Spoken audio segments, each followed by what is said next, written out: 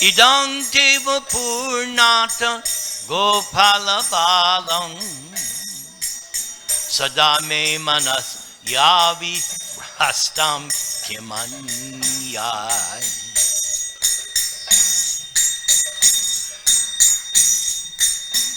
E flat. Varang deva mokshamna mokshavadhingva nachanyang vrinehang vareshada piha. Varang deva mokshamna mokshavadhingva nachanyang vrinehang vareshada piha. Idhang deva purnata Gopala balang sadame manasyavi rastam kimanyai. Idang deva purnata Gopala balang sadame manasyavi rastam kimanyai. Nithai Goranga Jaya Nithai Goranga.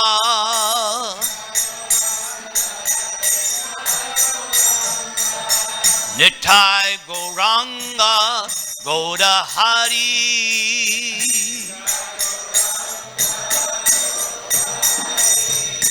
Goda Hari.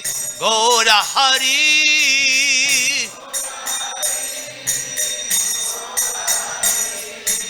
Nithai Goranga Goda Hari.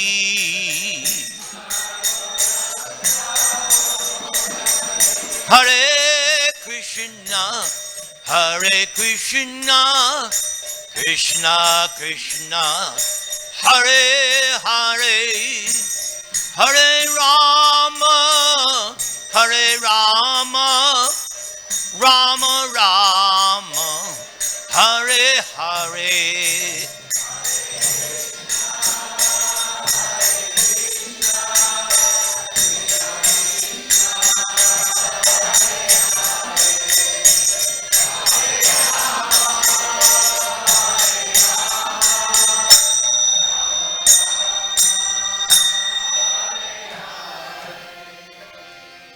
Janadapi sunichena tarot evasahishnuna amanina manadena kirtaniya sadahari guru mukha padma vakya chitete koriya aikya arna koriho mane ash.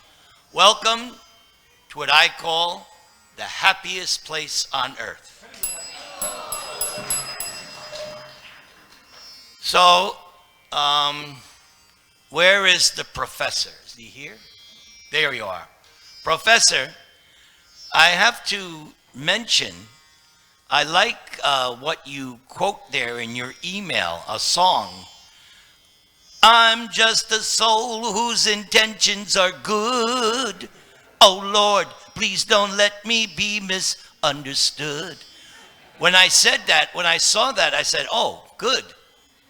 You speak my language. Because this is a tinge of what we call bhakti. Everybody say. Bhakti. Now, what we practice here, this is our house. There are so many houses. This is the Krishna house. And we follow house rules. That's why you had to take off your shoes. So, our philosophy that we live by, that we practice, it's just not some dry philosophy, but we walk it, we talk it, we live it, is the item known as bhakti. And bhakti means there are 9 different methods by which to develop your dormant love of God. Our philosophy teaches that all of us, every one of us, originally, now, another thing, you're the President Association for the Anthropology of Consciousness. You get another ding for that. Yes, consciousness is what everything comes down to. Now, in Sanskrit terms, consciousness, the word chaita, everybody say, that word is used.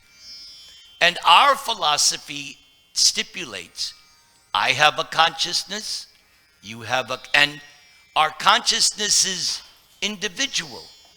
I don't know what you're thinking right now, and you don't know what I'm thinking right now. So our consciousness is individual, but limited. It's limited to our particular body. That's as far as it goes. Unless you develop some mystic powers and can enter into somebody's heart. Nice try if you can do it.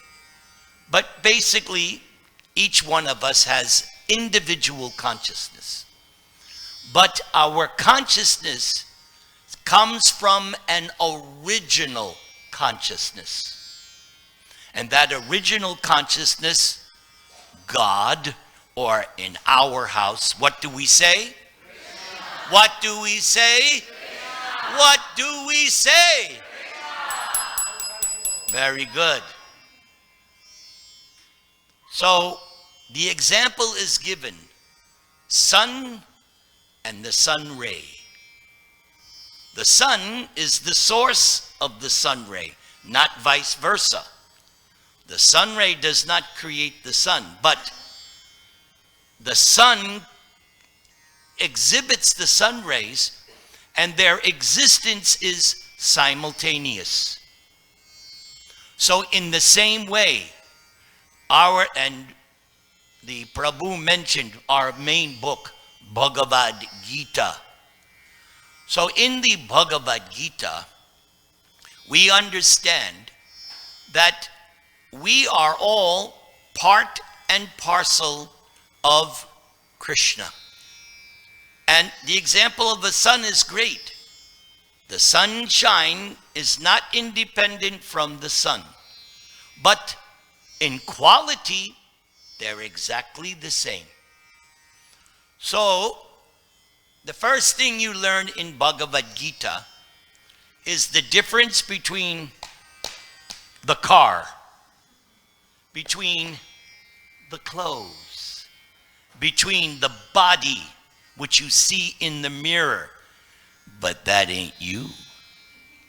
Because just like I would say 99% of you came here driving your cars, you're not your car. I don't come up to you and say, hello, Mercedes. No, you're the driver or passenger of the car. Krishna teaches us in Bhagavad Gita, this body, your body, is also like a car.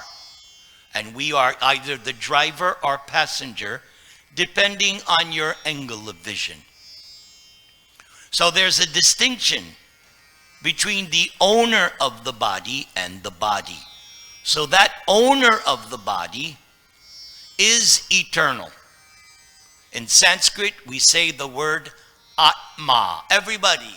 Atma. These words that I'm asking you to repeat are actually purifying your consciousness. Yes, sound vibration is how consciousness is affected. If you think about it, you're sleeping at night, but what wakes you up? Sound. Even in the Holy Bible, in the beginning was the Word, and the Word was God. That is exactly what we teach the same way. Our whole philosophy is based on the Word of God. Hence the meaning of Bhagavad Gita. Can you all say that? Actually, it's the song of God. Or if I was teaching in a particular neighborhood, the rap of God. My man gets it. Yeah. All right. So God has his song, Bhagavad Gita. And not only is it a song, but it is a science of self-realization. What? What? Yes. Since I am Atma, the soul, the eternal person. Now, where am I? Am I my head? No. This Atma, soul, dwells in the heart. And also, God himself dwells in our heart. See how nice God is? He's never abandoned us. He's with us every step of the way. So in our hearts, I am there, you are there in your heart. And your best friend is also in your heart, God. Now, what's God doing there? Is he sleeping? What? Krishna explains, first of all, that God in your heart, that's me. I am that. I am that person who's in your heart. And I'm helping you. I'm assisting you. Without my help, you're not going to get very far. So I'm the one who inspires you with desire, reminding you of past desires you had in previous lives. Obviously, if the soul, if the Atma is eternal, then, and I've lived forever, then I must have had a different body before, and before that, and before that, and I'm going to get more in the future. So this changing of bodies is a very important principle in the Bhagavad Gita. So Krishna says, I'm in your heart, and I'm doing several functions. Anumanta hi upadrashta. I am witnessing. I am seeing everything you do. And I'm the one who gives thumbs up and thumbs down. I'm the one who gives the ultimate sanction. And that sanction is dependent on my original word, bhakti. Can we all say it one more time? Your level of devotion. That will determine the kind of result you get. Krishna says also in the Gita, by the way, I also cause you to forget.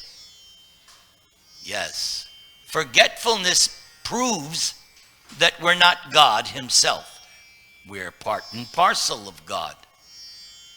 If we never forgot, then that's one of the definitions of God. You never forgot, but we forget every day. So Krishna says, I am that one who is causing you to remember, causing you to forget. Now another example given of two birds. They're in a tree. One bird is peaceful and just happy being alive, being conscious. The other bird is going from branch to branch, tasting the different fruits. But the problem is, there's only two fruits: happiness and distress. Welcome to the material world. That's the choices: chocolate or vanilla. No strawberry. Actually, there is, because technically, I got to give myself a ding.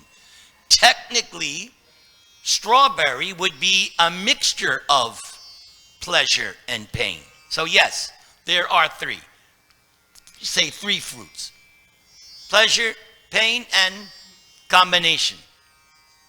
Okay. So the other bird, who's just peaceful, that represents God, Krishna in the heart. And we're the ones flying from body to body, tree to tree. All we're doing is tasting so many varieties of happiness and distress and mixture of two. And Krishna, the other bird, is waiting for us to turn to him and ask him for guidance. I'm sure the ladies have had experience. I know my wife has had this experience. The husband is driving the car, gets lost, but continues to say, no, I can get us out of here. You know what I'm talking about. And the wife is saying, hello, let's ask for directions. Let's go on the cell phone. But no, the husband, no, I can, right? Yes, can ask my wife 1,008 times already. So Krishna is there in our hearts, waiting to give us proper directions. And he does that in the form of, again, our book, Bhagavad Gita. Now, all the students are getting a Bhagavad Gita. So, students, I had to pay $10 for my Bhagavad Gita. You're getting it for free. Let's give them all a big Haribo. So, by reading the Bhagavad Gita, what I like about Bhagavad Gita is actually it's not dogmatic in this sense. Krishna explains that this whole world is governed by modes of nature.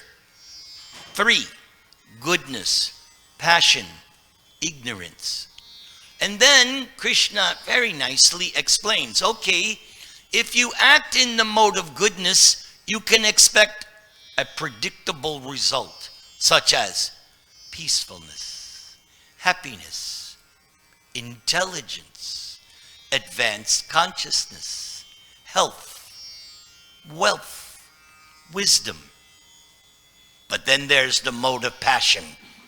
You know, tomorrow at 9 o'clock, rum, rum, rum, rum. Going out there and conquering the world in whatever way you're doing it. Everybody's trying to conquer the world. Actually, not conquer. Bhagavad Gita says, actually, we're simply struggling to combat all the evil and misery that's out there, the conflict. And then there's the mode of ignorance, tamogun, laziness, sleep, low level of consciousness. Like what was yesterday, Saturday. So, not you, but there are people on Saturday, drink, and then Sunday, right? That's the mode of ignorance. So, the Gita explains, you follow the mode of goodness, and it governs all aspects of our lives. Eating, working, even recreation. All these modes of nature are characterized in all these things. So Krishna explains, this would be the result of the mode of passion. And I would say one of the most significant parts of the Gita is at the end, when Krishna tells his student Arjuna, okay, I've explained to you yoga, I've explained to you karma, I've explained to you the difference between matter and spirit, the difference between the body and the soul. I've explained to you so many different topics. But now, Arjuna, you make the decision. Yate shyasi tata kuru. Let's see if you can do that. We'll break it out. Yate shyasi tata guru. Now we do it all at once. Yate shyasi tata kuru. Again.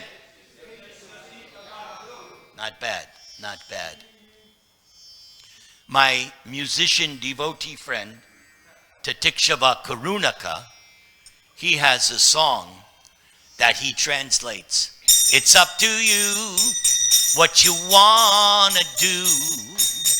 You want to sing with me? You know it's up to you. Come on. What you want to do. Don't be shy. Clap your hands and sing. It's up to you what you want to do. I'm going to hear you say it. Come on.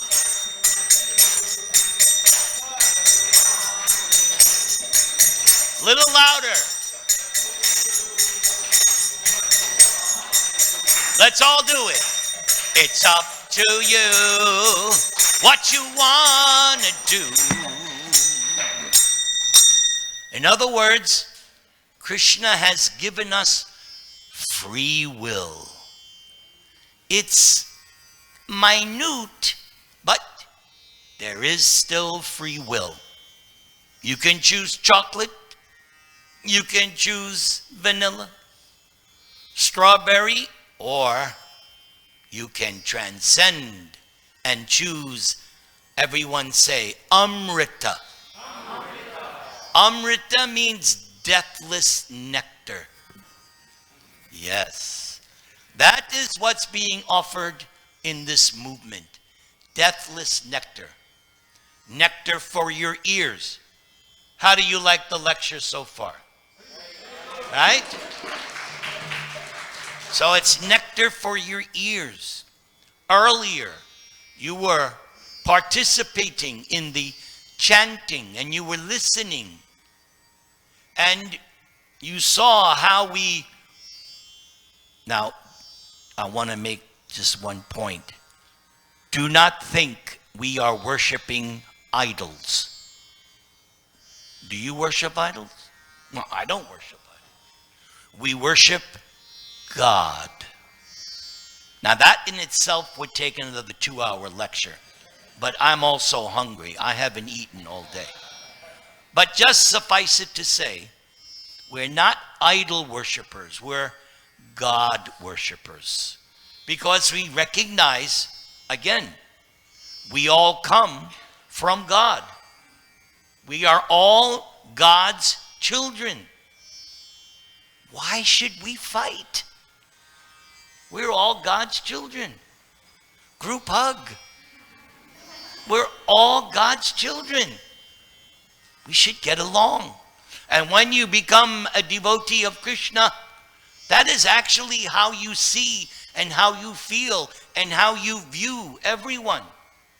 No longer do you see someone as American, Mexican, Indian, Alaskan, Japanese, and whatever. We don't, just like, I don't, oh, she's wearing a red outfit today. Oh, I can't talk to her. That would be stupid, wouldn't it? You would think, this guy's crazy. So in the same way, when you become more advanced in this Krishna consciousness, then you start to see things from a whole different angle of vision. You go beyond the body, beyond the clothes, and you get to the real person. I like to make a joke. I had a god brother, Urjaswat Das, and this is how he would preach to people when they would first come to the temple. Prabhu, I want you to step outside your body. I want to talk to you. So that's how he would approach. He was trying to get to the soul, and he had his famous accent. So let's look at what I sang in the beginning. In fact, let's sing it one more time.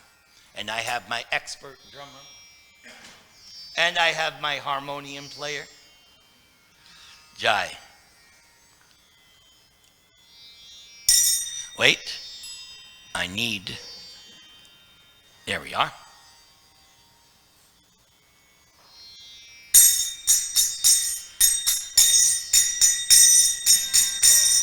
Okay, wait, can you do the second black key? Thank you. For reference, that's E flat.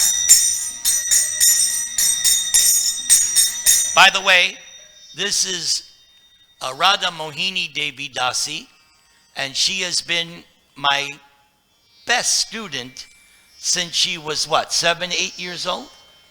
And we won't say your age now, but you can see she's a mother with a child. So she has been one of my best students since she was 7. And I'm very, very, very, very proud of Radha Mohini.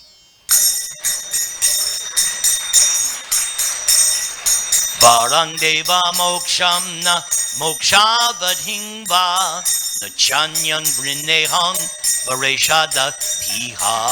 Varang deva mokshavathingva na chanyang vrinehang vareshada piha.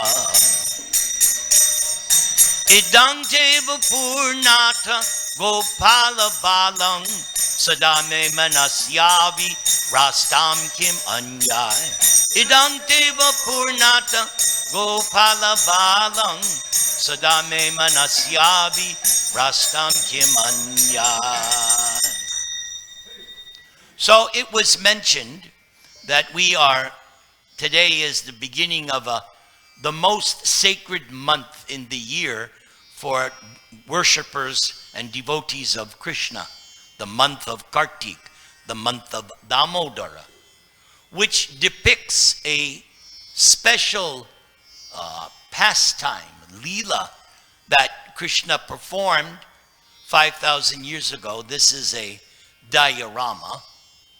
But I just want to speak on the significance, the philosophy of this verse that I chanted. Every day we chant this prayer, Sri Damodara Ashtaka, 8 prayers. And again, it's bhakti. Bhakti means a way to demonstrate your love and devotion for God. That's bhakti. As I mentioned, there are 9 processes. And you have done 3 today. Right now you're hearing, so that means you're making positive spiritual advancement. You're chanting, you chanted during the worship and the kirtan.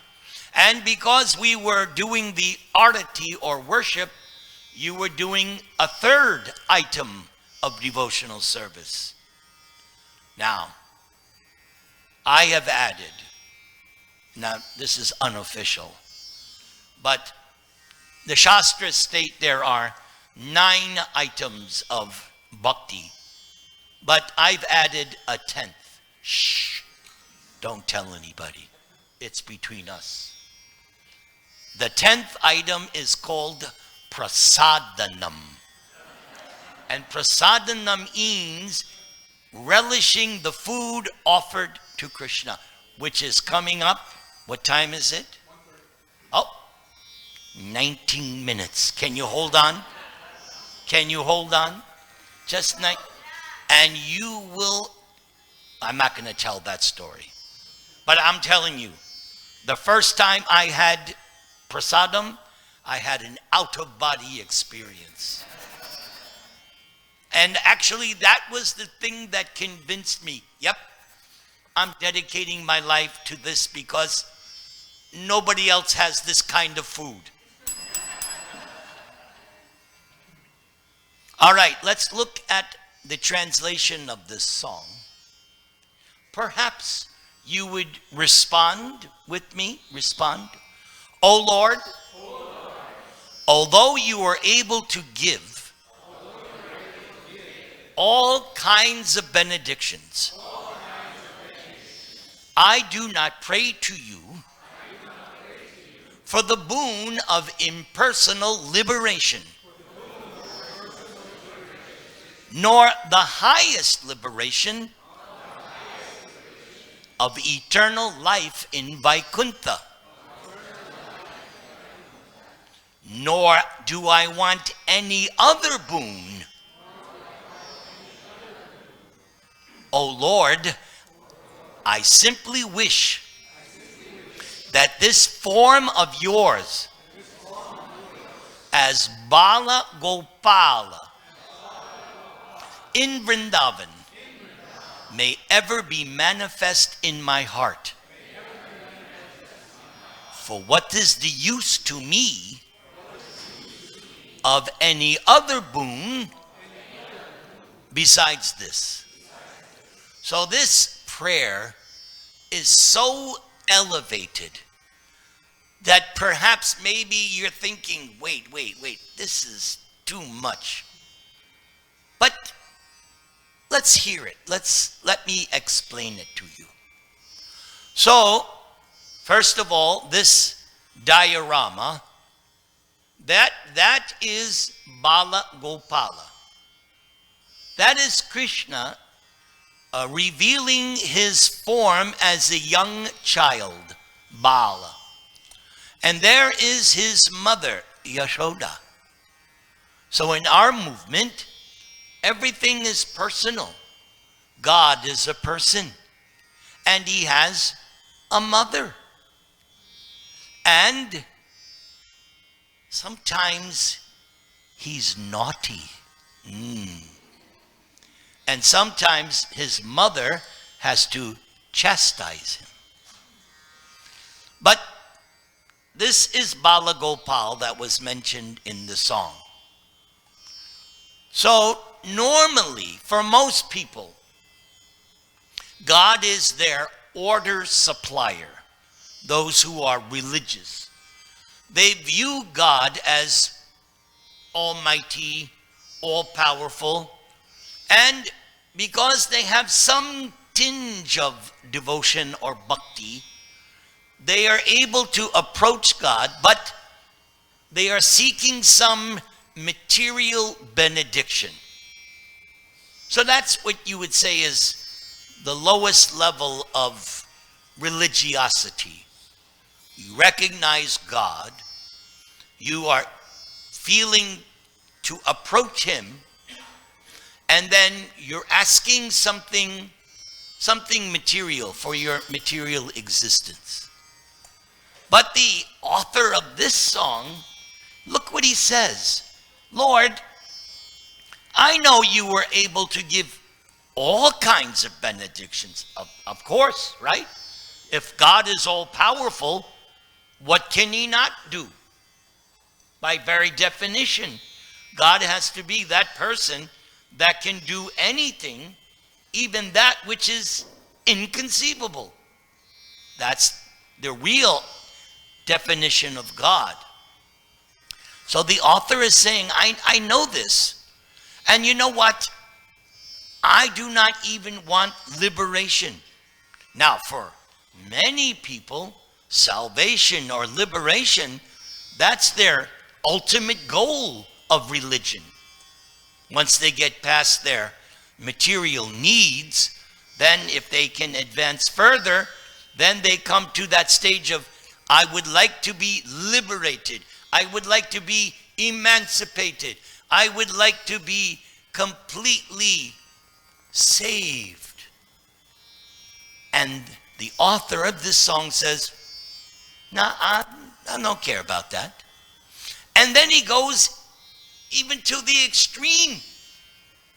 He's saying, I'm not even asking to live with you, God, in your spiritual kingdom. Which for most of us is, what? I want to live in the kingdom of God. I mean, our whole movement is called Back to Godhead. And he's saying, no, I don't care. But what he wants is actually something even better than liberation. What is better than liberation? What is better than liberation is, repeat after me, prema bhakti.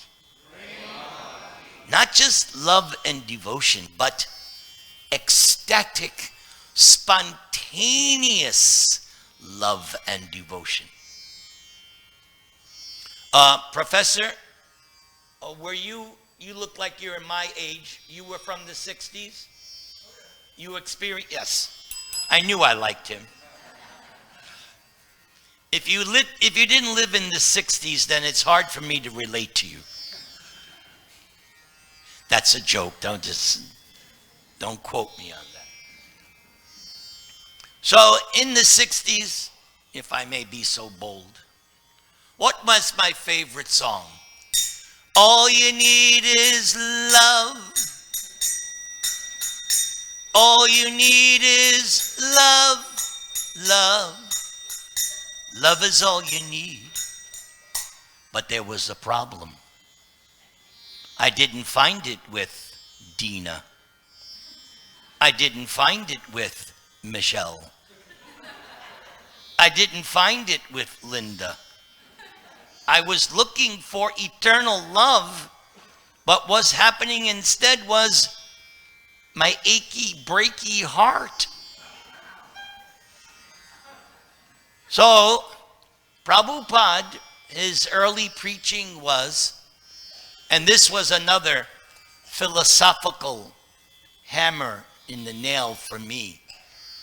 Prabhupada recognized that his early disciples, the hippies, they were looking for love in all the wrong places.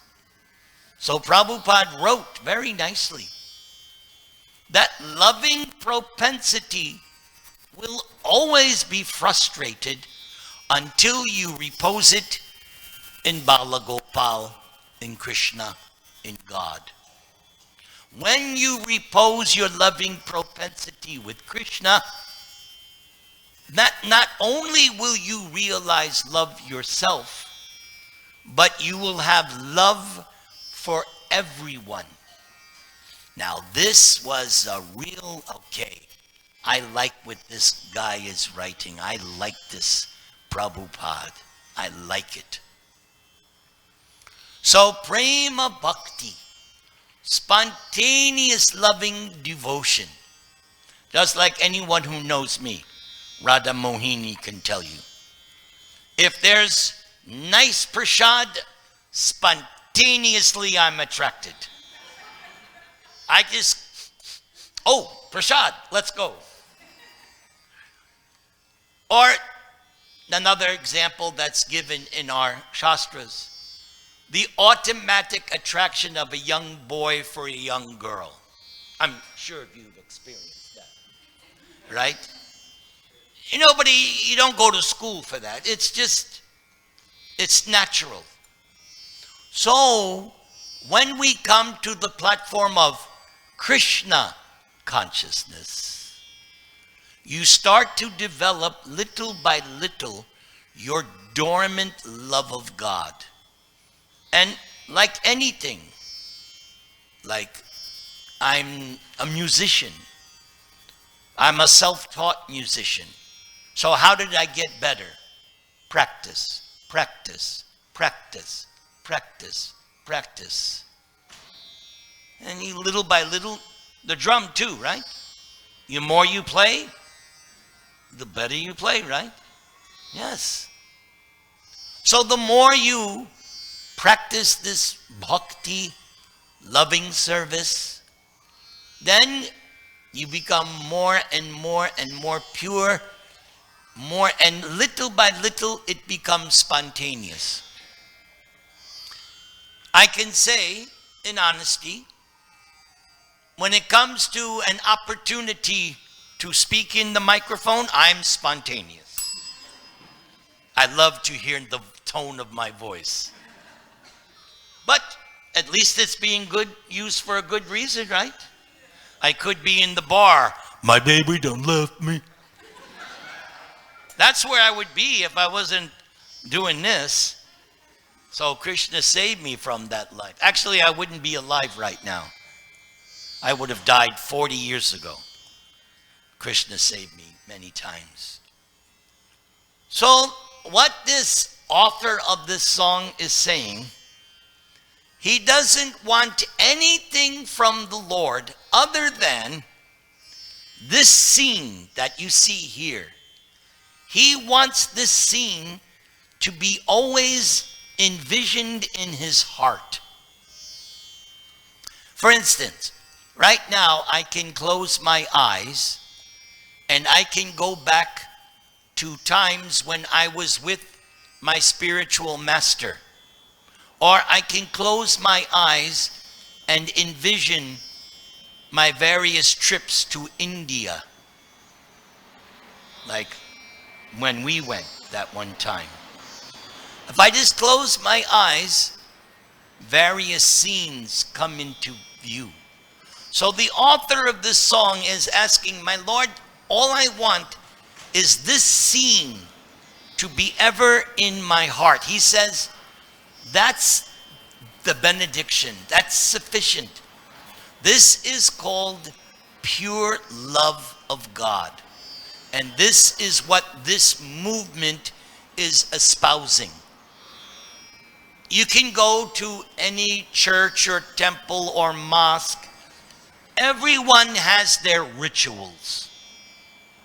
Anyone who's been to a Hindu wedding or funeral, they've got rituals. The wedding rituals takes how many days, right?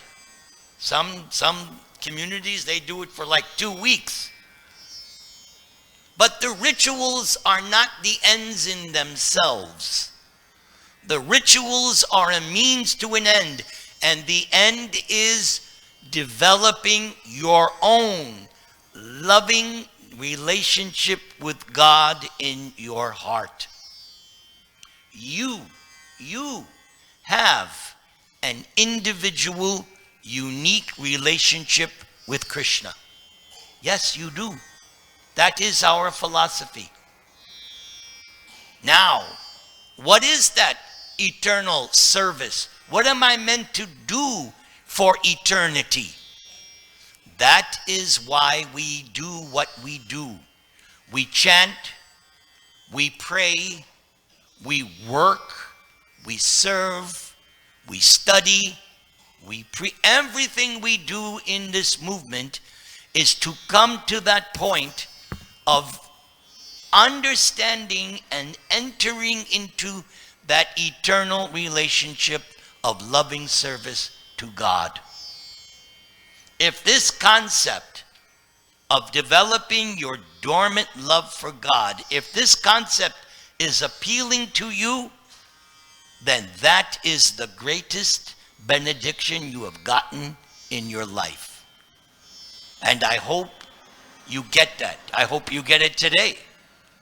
That was my objective, to awaken at least one person in appreciating, yes, the goal of my life is to develop love for God.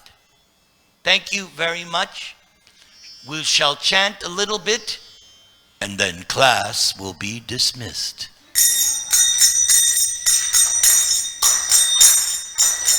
Krishna, Krishna, Krishna, Krishna, Krishna, Krishna, Krishna, Hey.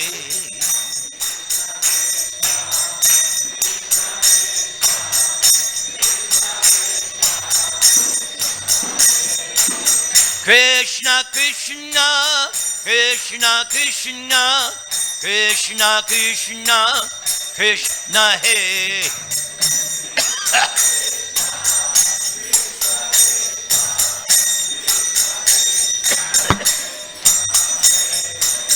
Krishna, Krishna, Krishna, Krishna, Krishna, Krishna, Rakshamam.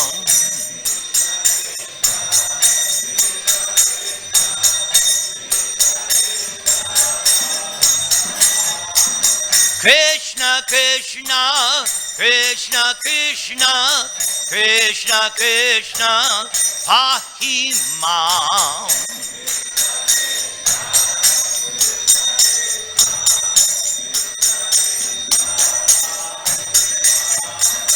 Rama Raghava, Rama Raghava, Rama Raghava, Rakshamam.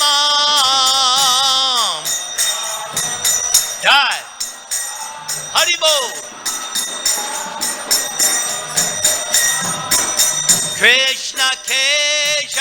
Krishna Keshava, Krishna Keshava, pahi mam.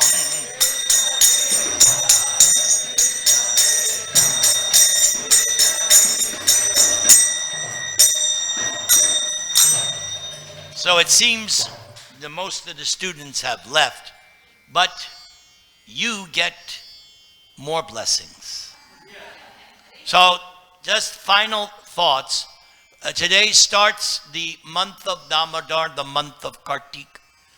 Keep in mind that your spiritual bank account, yes, you all have a spiritual bank account. Your return on investment in this month is greatly multiplied. So, this is the month you want to do more chanting, more preaching, more studying, and the temple will love this, more donating. Any activity of devotional service that you do during this holy month, the yield on your investment is stupendous. So, class is dismissed, and those who want blessings, they're free. Yes, prashadam, but some people would like blessings. Take them because today they're free. May Krishna.